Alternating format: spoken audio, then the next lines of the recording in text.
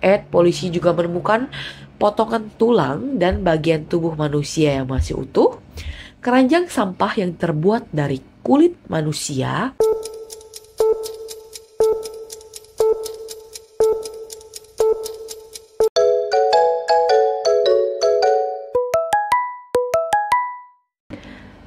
Halo teman-teman, balik lagi bersama aku Jenny di sini. Nah, di video kali ini aku akan membahas salah satu kasus pembunuhan lagi nih guys. Apa itu?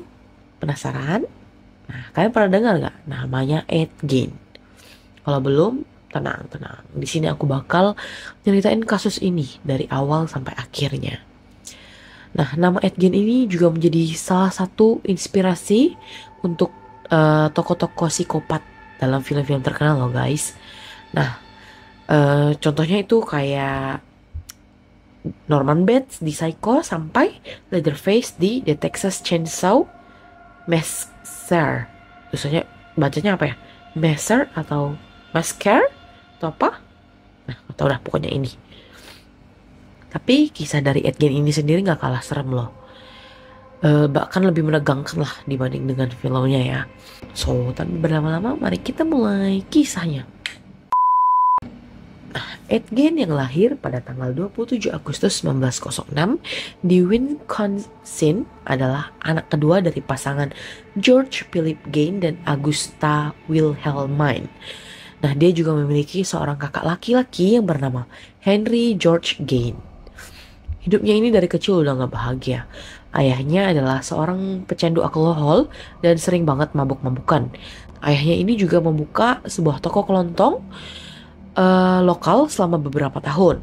Namun kemudian ia menjual tokonya dan mereka akhirnya pergi meninggalkan kota untuk hidup terpencil di kota Plainfield, Wausau County, Wisconsin, yang kemudian menjadi tempat tinggal permanen mereka. Nah, sedangkan ibunya adalah seorang wanita religius yang fanatik. Dia percaya bahwa di dunia ini hidup penuh dengan dosa.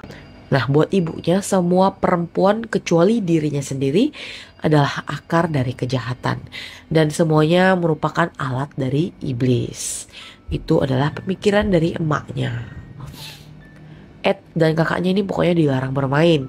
Nggak boleh bergaul, tiap hari itu dicekoki ceramah soal neraka. Sebenarnya agak sesat ya agamanya ya guys ya kalau menurut aku. Nah, sedangkan Ed di sekolah ini merupakan salah satu murid yang pandai loh guys. Hanya saja dia tuh agak sedikit aneh. Dia bisa tiba-tiba ketawa sendiri. Dia menganggap lelucon dia itu lucu. Pokoknya dia sering dianggap aneh deh di sekolahan gitu. Dan lebih parahnya nih, ibunya akan menghukum dia setiap kali dia mencoba untuk berteman. Wah, ini sih parah banget ya. Ibunya ini toksik sekali. Nah, pada tanggal 1 April 1940, ayahnya Ed yang berumur 66 tahun meninggal dunia. Dan papanya ini meninggal dunia karena gagal jantung yang disebabkan oleh kecanduan alkohol yang udah berlebihan banget. Nah, gak lama setelah itu, pada 16 Mei 1944, Henry sama Ed ini lagi mau membakar rawa-rawa di sekitar rumahnya. Jadi pas dia bakar rawa-rawa ini berkobar dengan gak terkendali. Jadi membakar habis rawa-rawa. Ini menarik perhatian para petugas damkar. Nah, menjelang malam, api pun berhasil dipadamkan. Dan para petugas pemadam kebakaran telah pergi. Lalu Ed pun melaporkan bahwa saudaranya telah hilang. Dengan membawa lentera dan lampu senter, mereka semua cari si Henry. Kemudian mayatnya ini ditemukan dalam keadaan terlungkup. Nah, anehnya Henry meninggal bukan karena kebakaran loh guys. Bukan karena luka bakar, bukan karena kehabisan napas, karena hirup asap-asapnya gitu ya, bukan. Tapi karena apa? Karena gagal jantung. Pada saat itu tuh belum ditemukan tanda-tanda ada memar di badannya, memar di kepalanya belum ada. Namun setelah beberapa saat pemeriksaan dilakukan, ditemukan memar di sekitar kepalanya. Namun kasusnya ini ya gitu deh, ditutup begitu aja. 1 tahun setelahnya, tepatnya pada tanggal 25 Desember 1945, ibunya Ed pun meninggal dunia karena stroke yang udah parah banget. Pada saat itu Ed hancur banget karena kematian ibunya. Dia merasa telah kehilangan teman satu-satunya dan satu cinta sejatinya. Dan pada saat itu dia benar-benar merasa sendirian ya. Dan sejak saat itu Ed pun tinggal sendirian di sana. Nah, setelah semua itu terjadi, hal-hal mengerikan pun mulai terjadi. Tahun 1957, seorang wanita bernama Bernice Worden, pemilik toko alat pertanian, dilaporkan hilang nih guys. Polisi curiga ke Ed Gein karena dia adalah pelanggan terakhir yang datang ke toko Bernice sebelum dia dilaporkan menghilang. Akhirnya polisi pun pergi ke rumah Ed dan apa yang mereka temukan? Itu benar-benar buat semua orang di kota itu trauma seumur hidup. Apa aja? Nah, di gudang belakang rumah Ed ini, mayat Bernice ditemukan dengan posisi tergantung terbalik. Ya, kayak hewan kurban gitu, kakinya di atas, tangannya di bawah.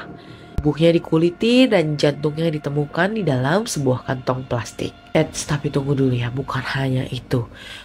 Masih banyak banget yang polisi temukan. Itu baru permulaan loh guys. Nah, di dalam rumah Ed, polisi juga menemukan potongan tulang dan bagian tubuh manusia yang masih utuh, keranjang sampah yang terbuat dari kulit manusia yang dipakai menutupi beberapa kursi, tengkorak manusia di tiang-tiang ranjang, tengkorak perempuan beberapa ada bekas digergaji, mangkuk yang terbuat dari tengkorak manusia, korset yang terbuat dari batang tubuh wanita yang sudah dikuliti dari bahu hingga ke pinggang, legging yang terbuat dari kulit kaki manusia, masker yang terbuat dari kulit kepala wanita, legging yang terbuat dari kulit kaki manusia, masker wajah Mary Hogan di dalam kantong kertas. Mary Hogan ini nanti aku akan ceritain ya guys. Lalu tengkorak Mary Hogan di dalam sebuah kotak, seluruh kepala Bernice Worden dalam karung goni, jantung Bernice Worden di dalam kantong plastik di depan kompor yang berbentuk seperti perut buncit, lalu 9 vulva dalam kotak sepatu, pakaian seorang gadis muda dan vulva 2 orang wanita yang diperkirakan berusia sekitar 15 tahun.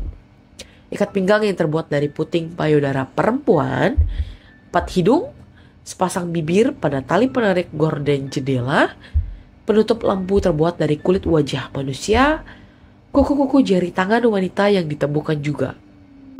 Dan yang terakhir, 1 kostum tubuh wanita yang dijahit dari potongan kulit korbannya. Bayangin, korbannya itu kulitnya dipotong-potong gitu loh, dia jahit sendiri. Dan itu tuh kayak dia tuh buat itu tuh seolah-olah itu tuh ibunya gitu loh. Dia tuh udah terobsesi banget sama ibunya.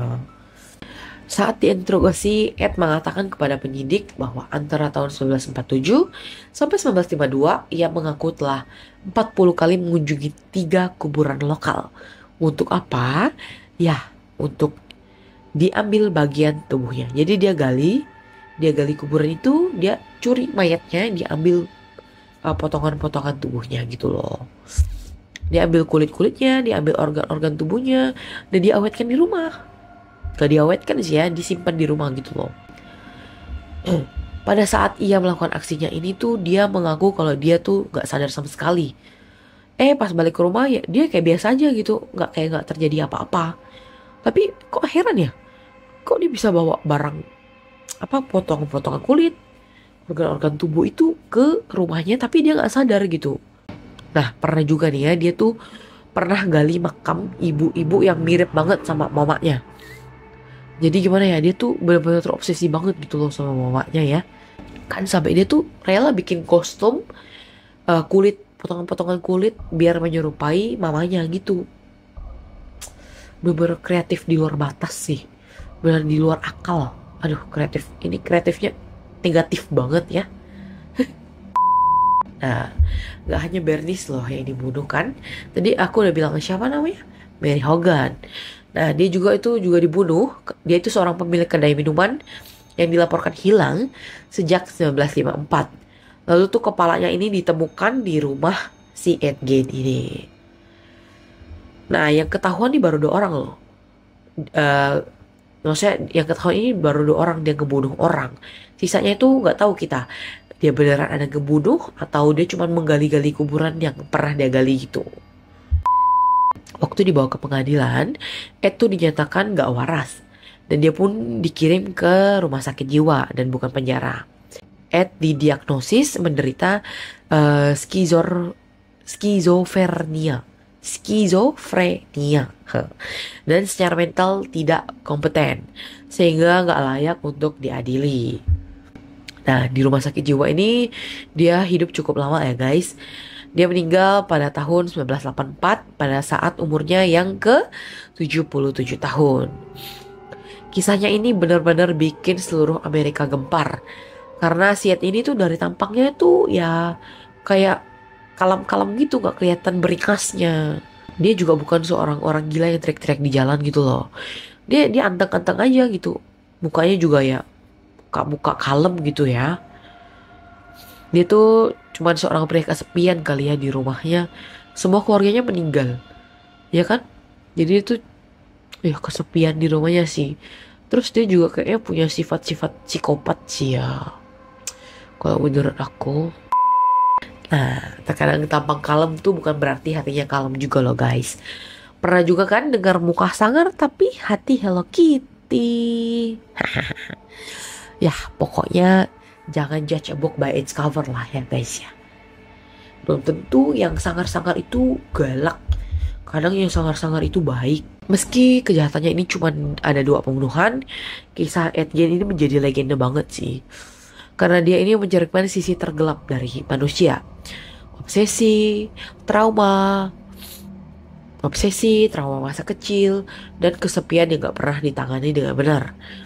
Andaikan saat itu tuh ada psikolog atau apa ya, dan dia tuh melek loh gitu loh ke arah sana. Mungkin aja, tapi kayaknya sih juga kurang dukungan dia dari lingkungan sekitarnya karena dia tuh penyendiri juga gak sih?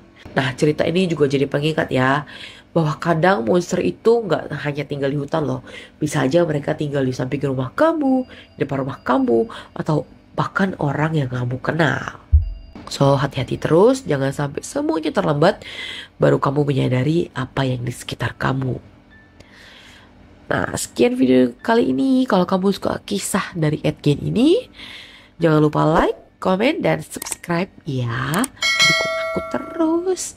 Terus boleh juga kalian komen di bawah kasus apa yang mau aku bawain ke depannya. Aku akan coba bawain, aku akan coba research, aku akan coba bawain sebisa aku ya. Oke, bye-bye. See you in the next video. Bye-bye.